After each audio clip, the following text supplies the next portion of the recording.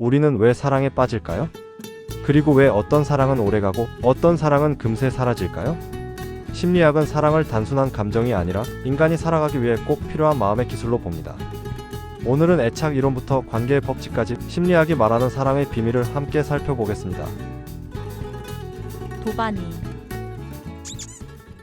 1. 애착 이론, 유년기의 경험이 성인의 사랑을 만든다. 영국의 심리학자 존 볼비는 말했습니다. 우리가 사랑하는 방식은 어린 시절 부모와 맺은 애착에서 시작된다. 첫 번째, 안정 애착형입니다. 나는 사랑받을 자격이 있고 상대도 믿을 수 있어. 이렇게 생각하는 사람들은 안정적인 연애와 결혼을 유지하는 타입이죠. 두 번째, 불안 애착형입니다. 나는 버려질지도 몰라.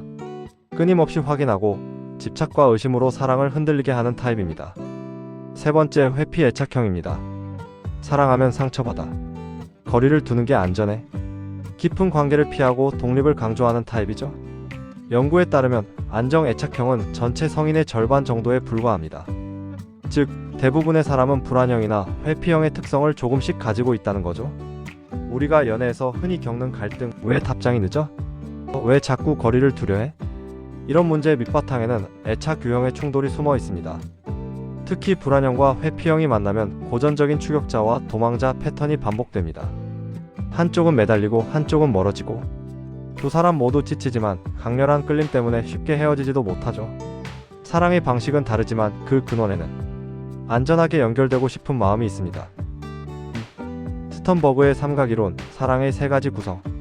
심리학자 로버트 스턴버그는 사랑을 세 가지 요소의 조합으로 설명했습니다. 사랑을 이루는 세 가지 요소가 있습니다. 첫째, 친밀감입니다.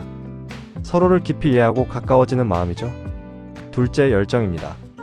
끌림과 생명력을 불어넣는 에너지입니다. 셋째, 헌신입니다. 관계를 지키려는 의지를 말합니다. 이 세 가지가 어떻게 어우러지느냐에 따라 사랑의 형태가 달라집니다.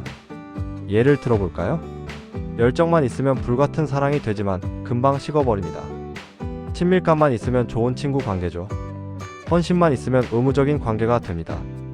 열정과 친밀감이 있으면 낭만적 사랑이 됩니다. 친밀감과 헌신이 있으면 동반자적 사랑이 되고요. 열정과 헌신만 있으면 어리석은 사랑이라 부릅니다. 급하게 결혼하는 경우가 여기 해당하죠. 그리고 세 가지가 모두 있으면 완전한 사랑입니다. 많은 연애가 초반에는 열정으로 시작하지만 시간이 지나면 열정은 줄고 대신 친밀감과 헌신이 남습니다. 즉, 결혼 생활에서의 사랑은 완전한 사랑에서 동반자적 사랑으로 자연스럽게 진화하는 경우가 많습니다. 이것은 나빠지는 게 아니라 성숙해지는 것입니다. 3. 애정과 집착의 경계, 위험 신호를 알아차리기. 심리학이 말하는 건강한 사랑은 서로의 독립성을 인정하면서 안정적인 유대를 유지하는 관계입니다. 반면 위험한 사랑은 불안 애착이 강해 너 없으면 안 돼로 흐르며 통제, 의존, 집착이 뒤섞인 상태를 말합니다. 건강한 사랑과 집착은 어떻게 다를까요? 애정은 이렇습니다. 상대의 행복을 진심으로 바랍니다. 상대의 독립성과 성장을 지지합니다. 신뢰가 기반이 되죠. 반면 집착은 이렇습니다. 상대를 잃을까 두려워합니다. 끊임없이 확인하고 통제하려 합니다. 불안과 의존이 기반입니다. 사랑이 아픈 이유는 그 안에서 잃어버린 안정감을 다시 찾으려 하기 때문입니다. 4. 존 가트맨의 관계 법칙, 오래가는 사랑의 과학.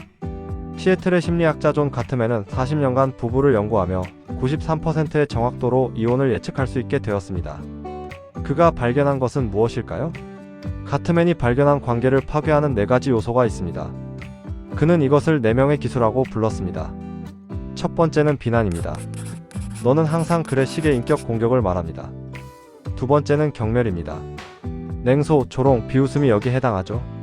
가트맨은 이것이 가장 치명적이라고 말했습니다. 세 번째는 방어입니다.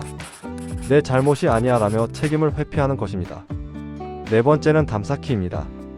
대화를 차단하고 무시하는 것을 말합니다. 그렇다면 오래가는 사랑의 비밀은 무엇일까요? 가트맨은 행복한 부부들에게서 공통점을 발견했습니다. 바로 긍정과 부정의 비율입니다. 행복한 커플은 부정적 상호작용 1번당 긍정적 상호작용을 5번 합니다. 5대1의 비율이죠. 작은 친절, 감사 표현, 유머, 스킨십. 사랑은 거창한 이벤트가 아니라 매일의 작은 선택으로 만들어집니다. 5. 지금 당장 실천할 수 있는 심리학적 사랑 연습. 심리학은 사랑을 연습할 수 있는 기술이라고 말합니다. 특히 다음 세 가지는 연구 기반으로 가장 즉시적인 효과가 확인된 전략들입니다. 첫 번째는 감정 명령입니다.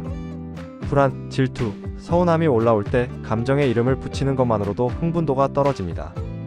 나는 지금 버려질까? 불안함을 느끼고 있어. 이렇게 말하는 거죠. 두 번째는 속도 조절입니다. 갈등이 생길수록 대화를 빠르게 밀어붙이기보다 속도를 의도적으로 늦추는 것이 친밀감을 더 견고하게 만듭니다. 세 번째는 관점 재구성입니다. 내가 귀찮아서가 아니라 상대는 안전을 느끼는데 더 많은 시간이 필요할 수도 있다. 위협 기반 해석을 연결 기반 해석으로 바꾸는 것입니다. 이 세 가지 기술은 많은 연애 상담과 부부 치료에서 실제로 활용되는 방법들입니다. 6. 오늘의 통찰, 사랑은 운명이 아닌 과정이다. 연애 상담, 부부 치료, 심리 치료에서 심리학적 사랑 이론은 매우 실용적으로 쓰입니다. 애착 이론은 내가 어떤 패턴으로 사랑하는가를 돌아보게 합니다. 삼각 이론은 우리 관계에 지금 무엇이 부족한가를 점검하게 하죠. 가트맨의 법칙은 어떤 행동이 관계를 파괴하는가를 명확히 보여줍니다. 결국 심리학은 이렇게 말합니다. 사랑은 운명적 사건이 아니라 배우고 성장할 수 있는 과정이다. 철학은 사랑을 존재의 물음으로 다뤘다면 심리학은 사랑을 마음의 기술로 다룹니다. 오늘 우리는 사랑의 4가지 거울을 보았습니다. 애착, 나는 어떤 방식으로 사랑을 주고받는가? 삼각이론, 우리 관계에는 무엇이 부족한가? 가트맨의 법칙, 나는 관계를 파괴하는 4가지 기술을 타고 있지 않은가? 프롬의 기술, 나는 지금 사랑을 배우고 있는가? 이 4 거울로 당신의 마음을 비춰보세요. 그 안에 사랑의 진짜 얼굴이 있을지도 모릅니다. 다음 편에서는 예술과 문학이 말하는 사랑을 다룹니다.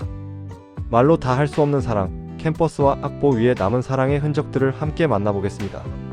오늘도 함께 해주셔서 감사합니다.